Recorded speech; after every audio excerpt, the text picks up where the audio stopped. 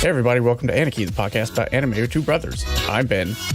And I didn't realize our main theme was future funk, and I approve. You know, we've been doing this for 120 plus episodes, and you haven't listened to a single one. Well, look. Uh-huh. Yeah, that's it. Uh-huh. Look, I was here the first time. Why do I have to be here the second? I got important things to do. A new Thrawn book came out, and I just don't think you understand that I have to listen to that. There's a new Thrawn book? There is a new Thrawn book. Oh. Is it Thrawn good? Ascendancy. Yeah, it's a Thrawn book. Well, good. I liked the first one. The first one? Have you only read one? I've only read one, yeah. How many are there now? It depends on how in the weeds you want to get. Of the new canon, this is the fourth. Of the old canon, I think this is technically the seventh. But the old Heir to the Empire is no longer canon, though I imagine it's still pretty good.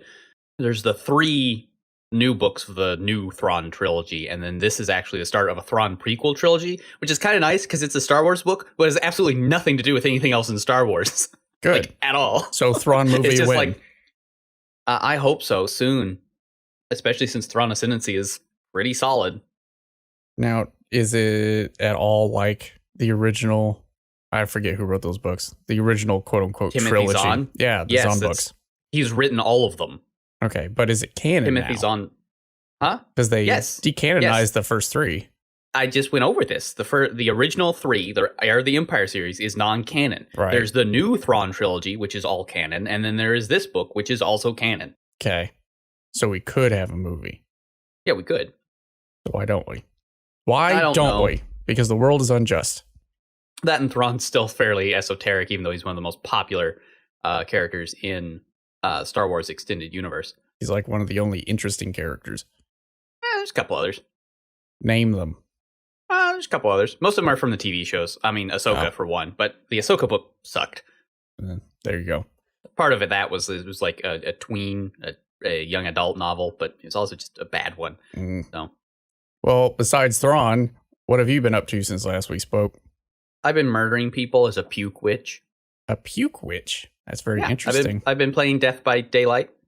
Have we talked about that before? I don't know. Have we? It's an asymmetric 4v1 game where it's like a horror movie. You've got four people who are survivors trying to not get killed by the a monster. Oh. And I like to be the monster who I played the Plague, who's a puke witch from Babylon. I mean, you do like witches. I don't know like where you witches. stand on puking as a hobby, but Could be better. could be She better. could be witchier, but, you know. Does she have a hat? She does not have... Well, yeah, no, she's got a hat. Is it a good hat? Well, hold on. Let's find out. Hold on. It's a bit like a tin ho hat, right? Tin ho. That's the name of Toho? stupid games. Toho. That's the one. The Plague. Is it the hag?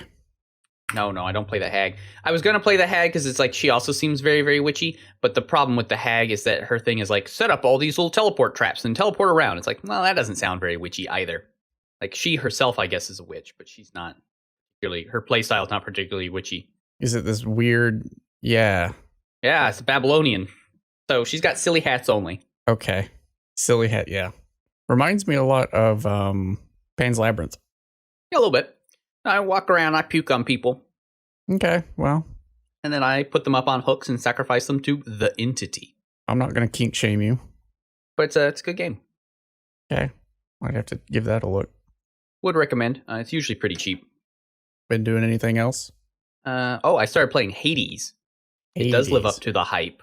I have heard You've not heard about that? No, so You've there's not- no you've actually not hype. heard- Oh, there's a lot of hype depending on which corners you look. It's by the guy who did Bastion. It's by the team that did Bastion and Transistor. Ooh, I did like Bastion.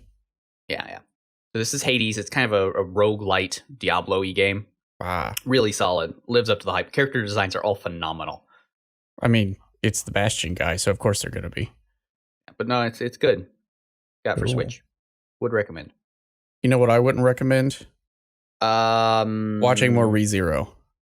Yeah, probably. I've watched all of the current season of ReZero, and I didn't think that the main character Subaru could get more insufferable. But he does. He surpasses my expectations. He goes from crying to I'm going to save everyone to I'm the hero to crying again in the span of like 3 minutes. Did we say he was a simp? I think he's gone beyond simp at this point. Oh. He might be approaching incel level of stupidity. Oof, ouch. Yeah, no, he's pretty bad. Yeah, well, I'm glad I kind of cut and run. It's like, again, the time loop puzzles are good, but that's pretty much the only good thing about the show. The girls are fairly good, except that they all seem to like this schlub. The schlubbiest of schlubs. Even all the witches. Look, here's the deal.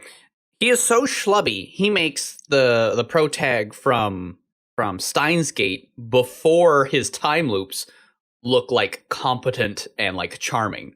Wow. That's saying something. I forget his name, but... Me too. Lab coat guy? Yeah, Lab coat guy. Lab coat guy. That's his name now. That's his name now. I remember Kurisu. Don't remember his name. Okabe. He makes Okabe look competent and like an adult before, like at the start of the game / anime. He makes pre-growth Okabe. Well, even look Okabe like a competent, though, didn't put together human being. Okabe wasn't an entitled little brat. I mean, that's true. He was just a nut. He deep down knew that he was just putting on an act, where this guy really doesn't.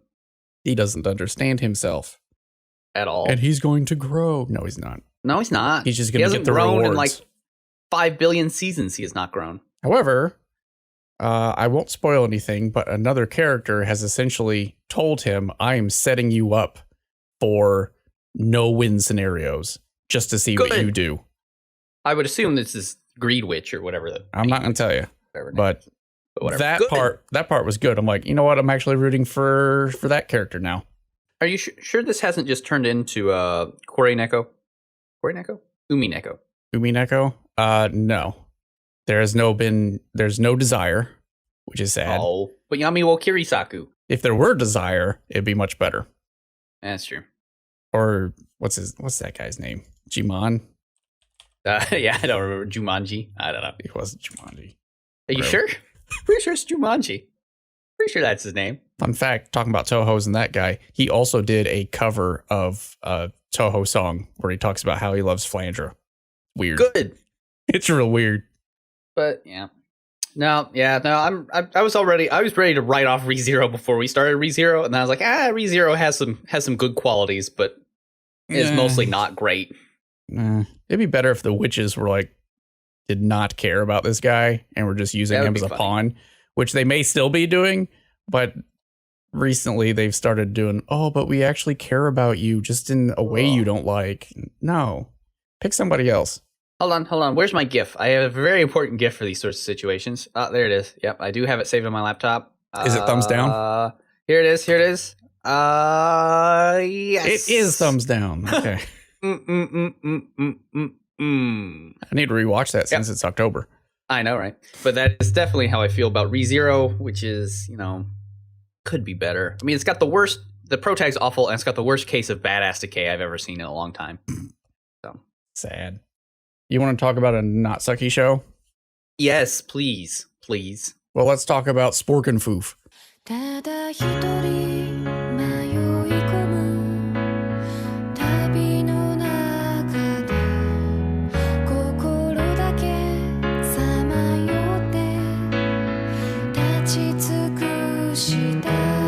So, when we talk about Spork and Foof, which half of Spork and Foof do you most relate to Holo? Probably Foof. See, for some reason, in my brain, Holo is the Spork. Really? I don't know why. Maybe because she's prickly, like a Spork. He is. I mean, obviously, she is the Foof. I mean, but for some reason, she is the Spork in my soul. An interesting metaphor. Yeah. Let's not unpack that. Well, for this time, we watch Spice and Wolf. Spork and Foof. Also known as Spork and Foof, or however else you want to bastardize the name, because everyone has their own way. We only watched the first season, and I couldn't find the OVA for the first season. I'm really sad. I forgot there were 2 seasons. Yeah. There are 2 seasons. I don't remember what happens in the second season, so. Well, I did look up not what happens in the second season, but how much of the books all the anime cover. I assume like the first 4, because the first season only covers like the first 2. Probably, but it only covers about half the books. Maybe not even that. Oh, not even that. There's like 22. The light novel series is ongoing still, and it started in 2005. So it is not ongoing. The original set has finished. However, now there's a spinoff. Yes, there's a wolf and parchment. Yes, which is a different wolf. Oh. Maybe related to this wolf. Well, they're all these weird giant wolf kami. No, it's 100% related to this wolf. Spoilers, they get married. Okay. Good. That shouldn't be a spoiler. That's not a spoiler. Because it's like, good. That's the point of the show. They ought to. That really is. Like, after the first book, you're like, these two love each other a lot, and I love them both, and I wish them well. So why don't you give us the elevator pitch of Sporkenfoof? A traveling merchant meets a wolf god of prosperity. They solve economic puzzles. They do. It's the economy, stupid, is how each of these arcs can be summed up. So in the first season, we only get 2 of these economic puzzles, and it's all conspiracies on conspiracies, essentially. A lot of economic shenanigans. And I found it was actually kind of hard to keep up with it, because a lot of the show is them walking around and being cute together. But then the crux of the plot is, oh, by the way, we're going to dump about 5 minutes of really heavy economics-laden shenanigan exposition on you. Yeah, you're not wrong. I mean, this is sort of in the same... If I had one complaint about the anime, right, it's sort of the same sort of complaint you could use with the Bakemonogatari first season. The other seasons you can always complain about. But the first season, which is like it's based off of a light novel that's sort of centered around a decent amount of exposition and character banter. And it works really well in a light novel, but it's very hard to translate into anime and make it visually interesting. Yeah, Bakemonogatari did it because it was able to do it because the director is insane and was able to make it work. Spice and Wolf, not so much. That being said, the characters are so good that you can forgive the fact the animation isn't particularly exciting or inspired. Well, it is pretty low key for an anime to begin with. Yeah. So you do have that, but in each arc, there's at least half to a full episode in each arc that is just some people in a room talking. And it's like slow close-up pans of their mouths moving, and that's it. And if you can't keep up with the dialogue, because it goes by pretty quick, too bad. You're not going to understand the scheme. Their schemes. Yeah, I had that problem the first time I watched it. I understand it better now, but yes. Especially considering like the first plot has to do with like gold standard type shenanigans. And since no one in the world really uses like gold standard type stuff, what's going on doesn't make much sense. Yeah. You're like, what? You signed up for cute animal girl, right? But what you got is buy gold. Forex trading. Yeah, like basically. You do get Forex trading. I wasn't here for this. Plot revolves around Forex trading, but you don't really need that in order to enjoy the show. What you need to enjoy the show is the fact that Holo and Lawrence play off each other extremely well. Yes, there are stakes. It's not absolutely necessary that you understand the stakes, but then they get in over their heads for reasons, and then the plot resolves, and everybody's happy again, generally. Yeah, basically, yep. So it's fine. You don't have to understand it, but it's good when you do. Yeah. I mean, and then the second arc revolves around a debt bomb, which you also can't really understand very well, even though we've lived through like 2 of them. Yeah, well. It's a housing bubble plot, only it's not houses. Yeah. What would you give as a recommendation for this show? Just if you like wolf girls? No. I mean, if you like good relationship banter and realistic, like, flirty behavior, like, it's really solid because the characters are really good and play off each other. I would agree. I think I gave this a 7 or an 8 back in the day. And I think that holds up. It definitely suffers from, it wasn't extremely well animated as of, 2008, which is when it came out, and it's now 2020, so the animation is not up to par. It's fine.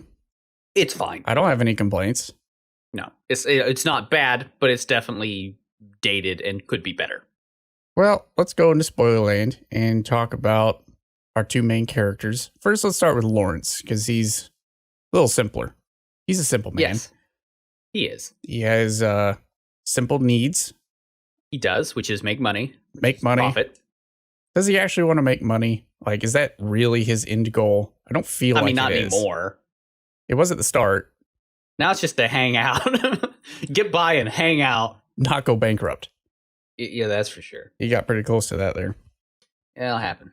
I found Lawrence to be kind of, I don't want to say insufferable. That's too strong of a word. But he definitely needs to get himself together, at least in the first season. Yeah, for sure. But I mean, that's kind of what some of the first arcs are about, is him kind of getting himself together. Well, I hope that he gets himself together, because it felt like every time he was encountering something challenging, even though he set himself up as sort of this, not full of himself, but very confident confident in himself. Little bit of trouble, loses his mind.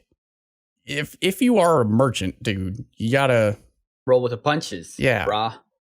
Which is funny because you espouse how much merchants have to do that constantly. Yeah. But then when push comes to shove, you sort of bang your head against a wall and cry a little bit. Yeah, I do have a bunch of the books, and I'm starting to read them. So I think I shall. I'll start reading them and see if he's that way in the book, because I can imagine it's something that they did in the anime to sort of up the drama. Where if he's a little more roll with the punchies, you're able to, in a book, describe his inner state better without that would him make having sense. to visually react. But in the anime, right, he's got to visually react, or Right. it's nothing. It's hard to have monetary existential dread. He has to do that thing screen. where he puts his like splayed hand in front of his face and get sweat drops and be very, very worried. But in a book, you're not going to describe him ever doing that. So No, he can be super confident on the outside in the book, but internally he can be screaming. yeah, exactly. That makes sense. Which is a lot more what merchants do. Me being a merchant. Internally screaming. Which is a lot of external. Everything's fine. Yeah, no, business is growing great. And on the inside, being like, oh fuck, oh fuck, oh fuck, oh fuck. That sounds like my trading experience this summer. Their highs. Oh boy, I bet their that was lows. a wild ride. It has been a wild ride. I'm still up over March, but That's good. Buy gold. no, don't buy gold. Also, don't Buy buy gold. Don't buy oil. I made that Super mistake. don't buy oil. Yeah, don't do that. I thought it'd be up by now. It's not. Turns out. Oilers. How do you feel about? Well, we can talk about Buying gold.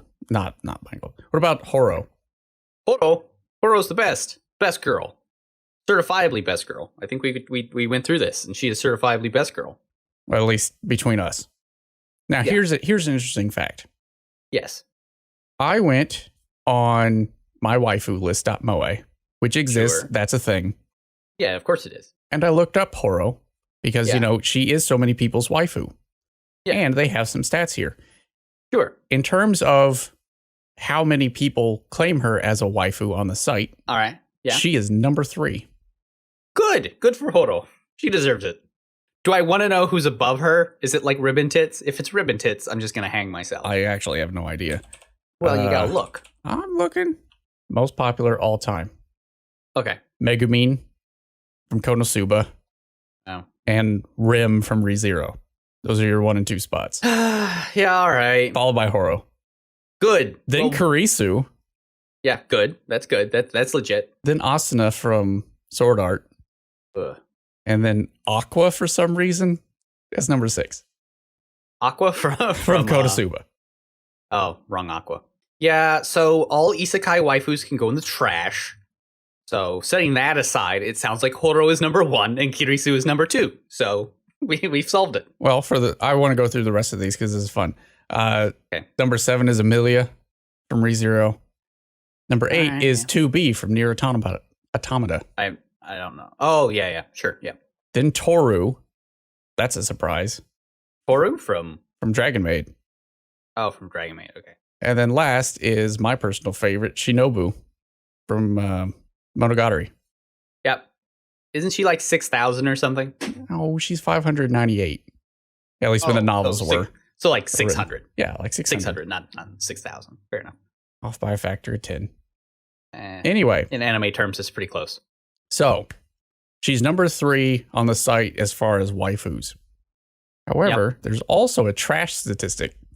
And as far as how many people claim waifus as trash, she's number 14. Well, that's pretty low considering like all waifus are going to be fairly divisive. Some of them are divisive, but I can see why Horo is more divisive than some. So Horo is this wolf god, right? Yeah, more of a kami. She's not like a capital G god. She's a powerful wolf spirit. Small I would G say. god. I guess this takes place in the equivalent of France, right? Really? I got more fact it was Italy, but sure. France-ish. The Gaulish region. How's that? Yeah, I would buy that. Okay. Though many Romans would not, but sure. She did start out life up in the north. She came down for, I guess, shits and giggles.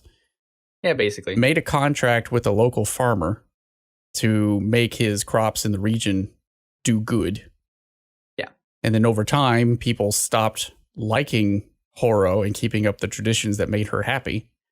Because every once in a while, she's like, hey guys, can't replenish the soil if you don't have a bad crop once in a while. And they're all like, that's not cool. We don't like that. Crop rotation, what is? What is? Dust bowls are fun. They basically abandoned her, and then she decides to hop right out of the town on Lawrence's cart. But she has not really forgotten much of her godlike status. She likes to remind Lawrence of that constantly. Did you know that she's the wise wolf, Holo? She is the wife wolf of Yoitsu. But she is very prickly. She is very prickly. And she likes to play with people's hearts, mostly Lawrence's. Hearts and wallets. Yes, and she likes pickled peaches. I think she likes everything. I know that in the book, she likes a different food every book. So I think it starts with apples, then it's honeyed apples, then it's honey bread. Baked apples. A lot of apples. So basically, she's a god who loves apples. She's Ryuk. Got it. So I want to dig into this. What makes her such a good waifu? Really her banter, right? She's very playful. She's very witty. Not her tail. Well, she's awfully proud of that white tip on it. So, which I understand because I'm very proud of my cat's white tipped ear. You're very proud of your cat's ear. Yes, of course. That you put there. No. I didn't put there. You didn't put well, how can you be proud of it if you didn't put it there? Because he's a very handsome boy. I mean, that's true. I can be proud of my cat being a very handsome boy because he's got a white tip on his ear. Holo so also has white tips on her ears. Yes, and a white tip on her tail. Mm-hmm. She is 15. Going on 500 or something. Sure. She intentionally takes the appearance of a 15-year-old girl, which apparently is okay. Is what it says, but yeah. How old is Lawrence? Lawrence is 25 at the start of the books. That's still not okay. Probably. Yeah, well, it's medieval times. No one does question it. They're like, oh, wife? Yeah, sure. Okay. Yeah. Well, because to be of meritable age as a woman in before like modern era, there's really just the one requirement. Yeah. Also, she is thankfully not like a lot of like, I'm just a widow baby girl. I'm 1,000 years old characters. Is that like she is actually like emotionally mature. She does not act like a 15-year-old girl. That helps. The speech pattern she uses is also somewhat archaic. She is not just a widow baby girl. If I remember correctly, it's the same one Shinobu uses. Good. And while I am told Japanese people, even older ones, don't talk like that anymore, that speech pattern is reminiscent of like the bygone days. So she does talk and act like she is superior and older than everyone else. Everyone, yeah. She just chooses to be a perv, basically.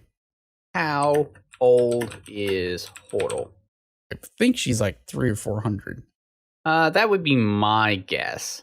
See, this says 15, but I'm not sure that's literal because like she describes it as a girl in her teens, in her mid-teens, but I don't know how old she actually is. So one thing is she does have character depth besides just being fun and flirtatious and prickly, because she's really trying to mask the fact that she is super lonely and doesn't want to admit that to anybody. Absolutely, she doesn't. And she constantly rags on Lawrence about it. And if he tries to bring it up, she shuts it down because she is really insecure about that fact. She doesn't need no man, except she super needs somebody. Yeah, please, someone, anyone, please. I've been alone for so long. Doesn't help when everyone has betrayed you.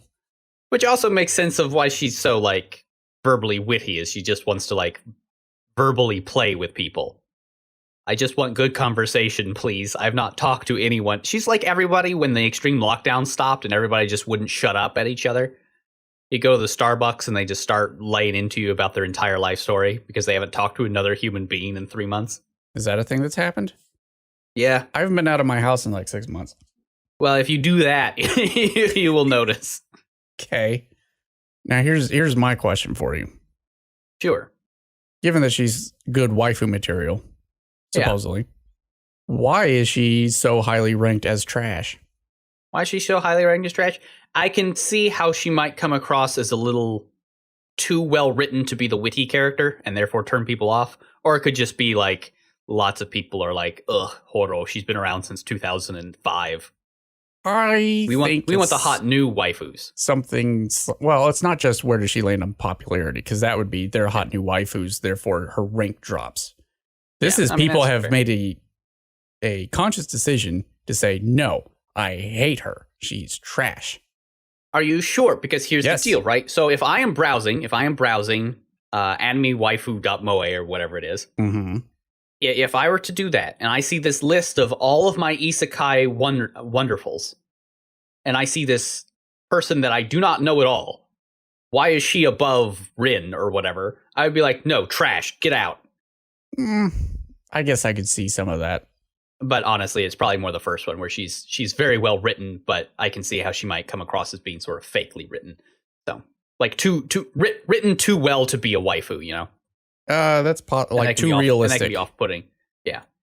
I feel like it's in that vein of who are the types of people, generally speaking, broad brush strokes, that rank waifus. They're the people that generally want some objectified character that we can pretend if I were in the protagonist position, she would be super subservient, all this misogynistic garbage, right? Yeah. I mean, yeah, that's fair. She does not match up to that. And Horo does not fit any of those stereotypes. No, because she'll give you grief. She excels at that. And while she is lonely, she is independent. She's had to be. Yeah. So she doesn't need no man. But she has chosen Lawrence for one reason or another. Yeah, but then you get that wonderful thing where, like, you know, she's independent enough to be jealous of people, where usually a lot of, like, the waifu type materials, they get the fidgety jealous. We're just like, oh, if you want to go hang out with her. Where she just gets, like, angry at you. And you're like, yeah, all right. What'd I do? You know what you did. You know what you did. No, I don't. Well, too bad. Especially when Lawrence won't get the answers to her questions right and she makes him do do-overs. That's very good. She does. I like that. And very real. That is hashtag too real. It is too real. Like when he contemplates at one point, because he's dug himself a hole. He contemplates saying in response to her question, why are you staying with me then? He thinks, maybe if I say I love you now, she'll not hate me anymore. But she anticipates that and she says, there are some things that should be said, but there's not the time to say them. Yep. I thought very, not presumptuous, but very astute of her in that situation. She knows what's going on. She can read the room. Though I do like how Lawrence will get back at her, especially in like the last episode where she's like, whose name did you call out? It's not that sexy of a question in the show. Trust me. And he just waits for the bell to ring before he calls it out. It's A+. So let's talk about the two arcs that were covered in season 1. Yeah, there's Buy Gold, and there is, also Buy Gold, but with sheep this time. Second one is definitely Buy Gold. First one's Buy Silver. Oh, that's true. Not gold. Sorry. First episode introduces like Chloe and Horo and Lawrence, really the only characters that matter. Yeah. I'd forgotten that religion plays a big part in this show. Because normally it does. We all think, it's economics. But there's also the religion angle. Well, because there's economics of the church writ large. Which, if this is an analog of Gaul, medieval, I mean, it makes sense because the only unifying force in the region was church. Yeah, exactly. Lawrence is super cold to Chloe, which comes back to bite him later, which apparently is not the way it plays out in the book. Chloe's just a throwaway character. Her eventual and inevitable betrayal is some other characters whose name I don't remember. I did like the fact that Horo is tied to the grain of the land. And so she's, I mean, that's how she jumped into Lawrence's cart, because he had a bundle of wheat. And he threshes it, gives her a pouch full of it, which sets up for, at some point, not in this season, maybe in a book down the line, of an existential crisis.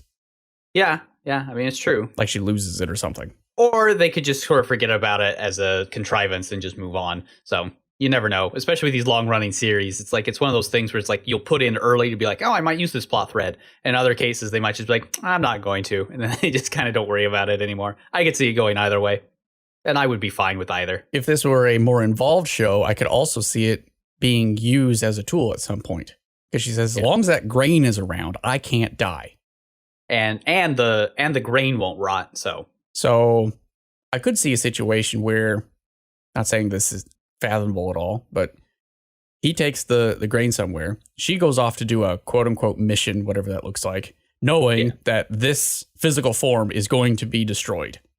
Yeah. But she still got the grain, so she can just come back. Exactly. I think that would be interesting. I don't see that fitting the theme of the show at all, but it could happen. No, not really. Good. Let's talk about the shenanigans. There's shenanigans. Okay, there are shenanigans. Would you like to explain how the silver devaluation scheme works? So look, the idea is this. Go for it. There's a ruler in the area who is running out of money. Mm-hmm.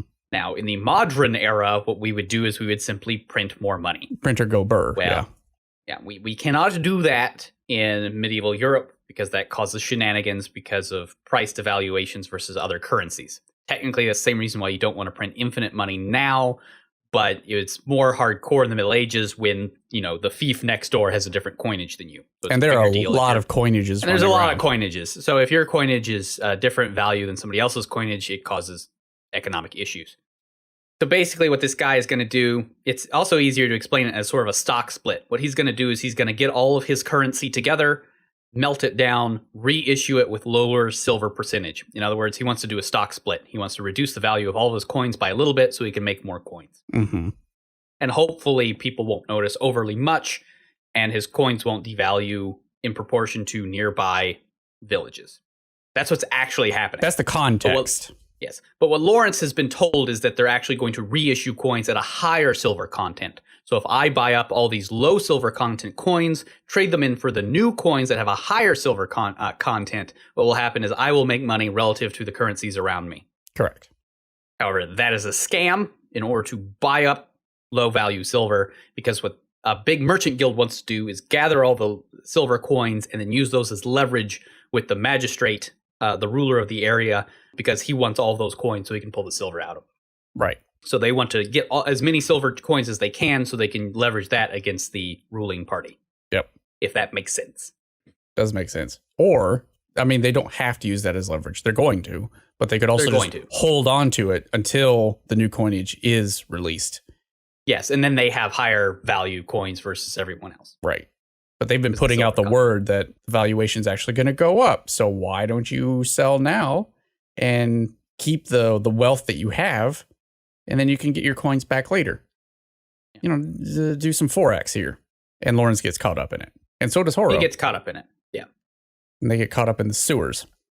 They get caught up in it because he's like, oh, I'm going to go along with this because I think it's a scheme of some sort, but I want to figure out what the scheme is, so I want to be in on it a little bit. So he kind of does, and blah, blah, blah. Either way, he ends up getting Holo kidnapped because people get mad at him for figuring out the scheme. So rival trading companies end up kind of using them as pawns.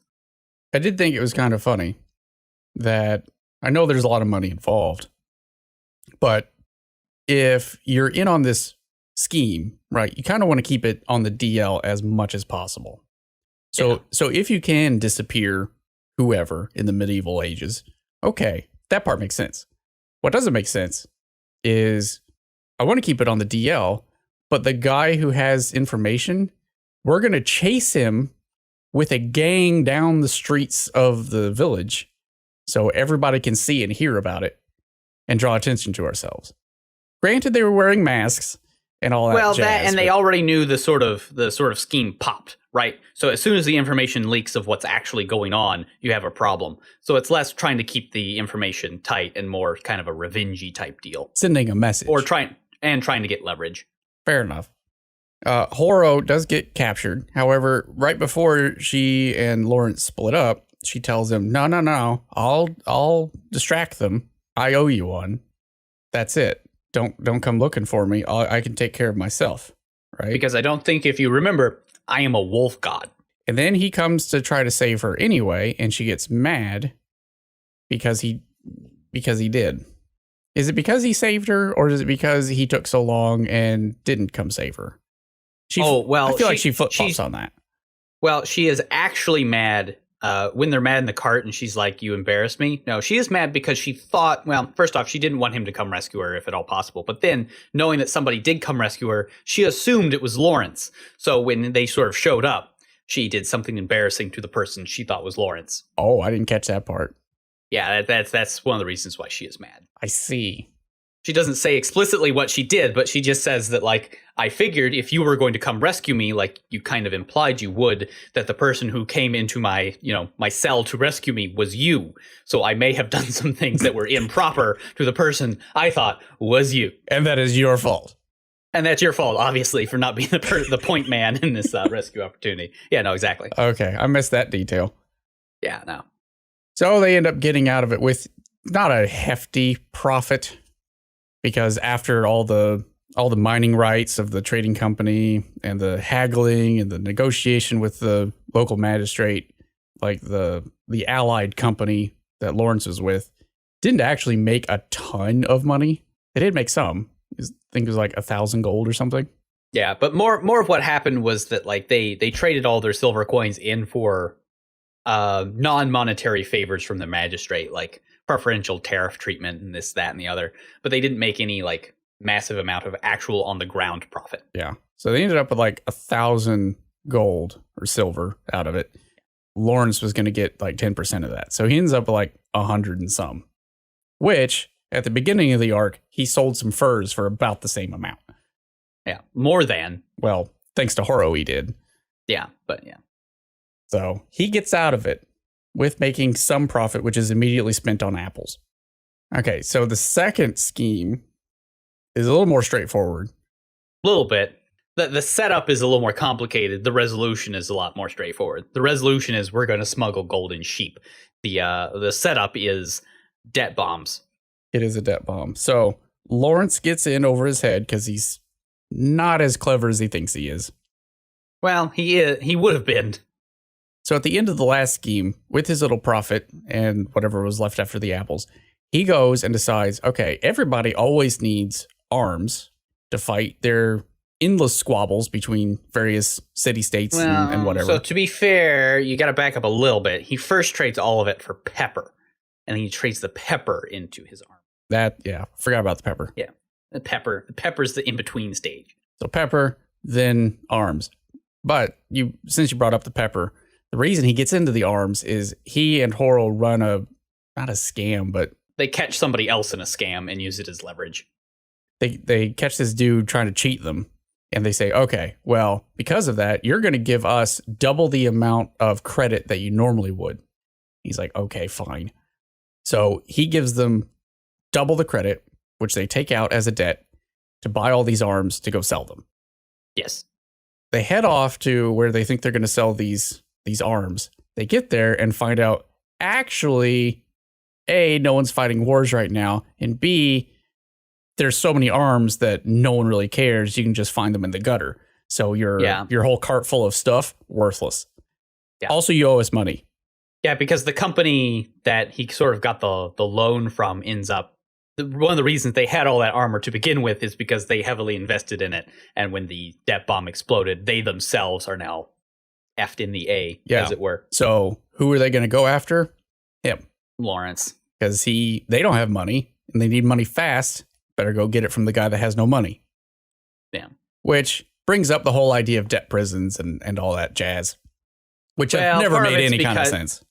Well, part of this, at any rate, is like technically, since he's part of a merchant association, they would actually collect from his merchant association, but his merchant association would put him into a debtor's prison to work off the money that the merchant association had to pay. I've never understood the concept of debtor's prisons. I realize they're not a thing anymore, but I can never figure out why anyone ever thought they were a good idea. Well, originally, a debtor's prison was more forced labor rather than just you rot in jail producing nothing. Right. But then, because hard labor was frowned upon, they just became regular prison, and then it made 0 sense, where before it made little sense. Yeah. You owe us money, and we'll collect it over the span of decades, if at all. Okay. Yeah, I don't know. I guess the assumption is the labor is more valuable than the monetary. That or they just don't want you to run away. That too. I mean, it was easier back then to run away. It super was. So anyway, the debt bomb explodes. Now he needs money fast, and he needs it in 2 days. He's got 2 days to come up with it. Everybody turns him away, and he gets mad at Holo for reasons. Basically, when he goes around to a bunch of his buddies who owe him favors, they won't give him money because they're like, "Look, you're desperate for cash, and you're running around with this girl who's dressed in like really great clothes. Seems fishy." Very fishy. He gets mad at her initially because he's super frustrated with himself. He's frustrated that he's caught in a corner and doesn't know what to do. And he makes the stupid decision to turn it around on her. Like, this is all your fault. If you hadn't been there to catch that one guy in his cheat, I wouldn't have bought all those arms for super quote unquote cheap. But then later she gets mad at him because he's taking all this burden on himself to try to figure out the situation and not including her at all. When she, as part of the contract between her and Lawrence, she's part of this operation and she's been cut out of it, essentially. Yeah. And she's also mad that Lawrence isn't more mad at her because, like, she realizes that if she hadn't actually followed him around to all the different trading houses, he probably could have gotten his loans. But since she did out of her own, minor selfishness, he probably would have been able to get out of it. But Lawrence is like, "Oh, I'm sorry I yelled at you for following me around." Mm-hmm. So he's too nice. He's too nice, too good-natured. Not good-natured just because he likes her, which is also a problem. No, he's too good-natured to everybody, which doesn't make him a very good merchant. No, not always. He's better than the riffraff, but he couldn't be the cold-hearted guy that he met in the first arc that ran the one trading company, who basically told him, "Hey, I know your wife, whatever your relationship is, got kidnapped. Yeah, there's nothing in it for us, so I don't see any reason for us to go rescue her." Yeah, like, not wrong. Yeah, you got a point. Yeah, he's not good at being cutthroat. So he ends up with a scheme of his own. Did he come up with the scheme himself, or did he hear about it from someone? I think he came up with it by himself. He basically came up with it by himself. Like, he knew gold smuggling was a thing, but he sort of came up with the scheme on his own. This whole time, they've been followed around by this little shepherd girl who has been essentially used by the church for free labor for years. And she herd sheep through this really dangerous passageway that's full of wolves. If only she knew. Only she knew. And she's not really keen on continuing in her current predicament, but she doesn't really have a way out. Lawrence needs money. And the church right now has all the wealth in the area. Like, they are essentially the national bank of the region. Yeah, they're kind of monopolizing gold import-export because they put official blessing stamps on things. Mm-hmm. So Lawrence cooks up the scheme of, let's go over to the neighboring town. Let's get a bunch of gold.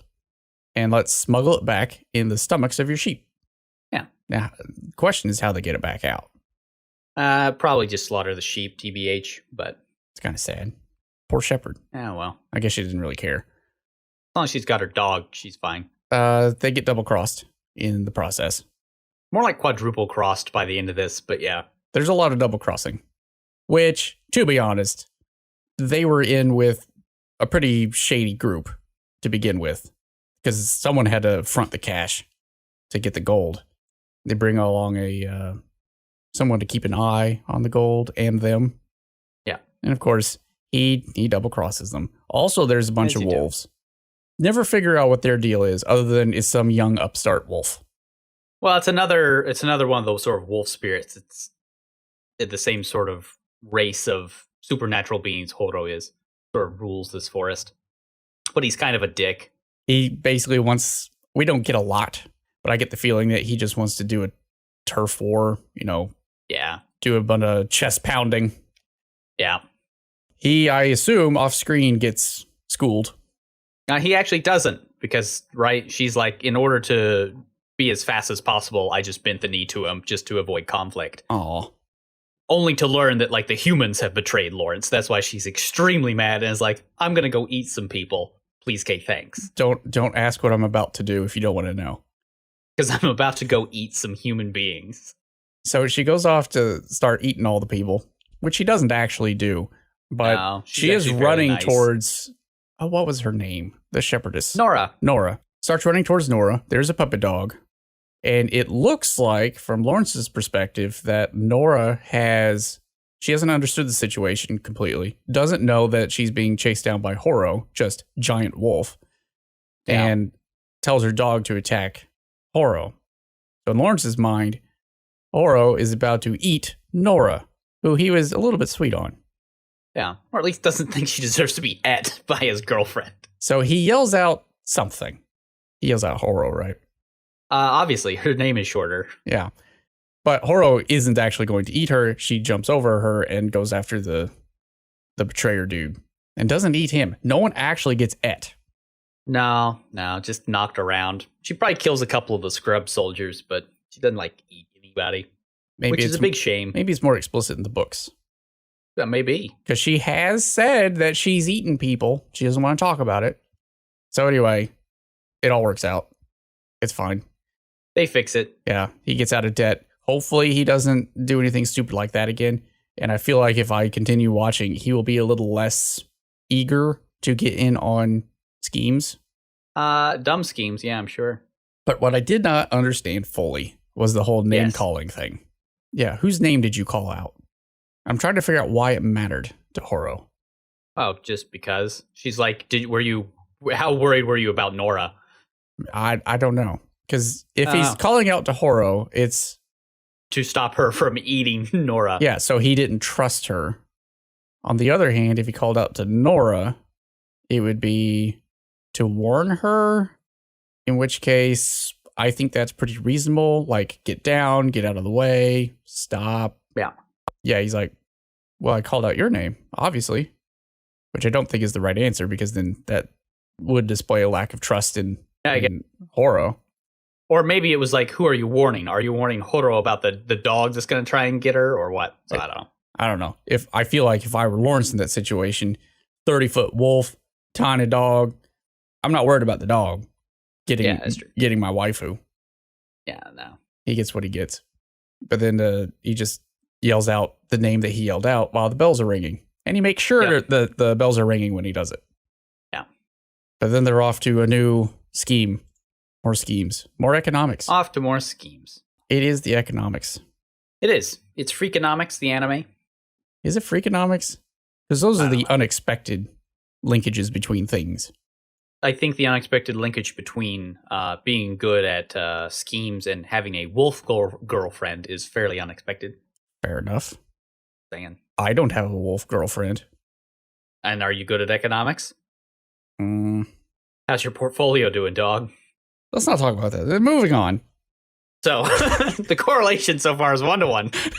Don't have a wolf girlfriend, bad at economics. Fair enough. Wait, does that mean like Alan Greenspan had a wolf girlfriend? Wolf girlfriend. Secret, you don't know. This raises many questions. Well, at that point, you're getting into some QAnon territory or Q-Wolf territory. Q-Wolf. Q-Wolf. Wolfanon?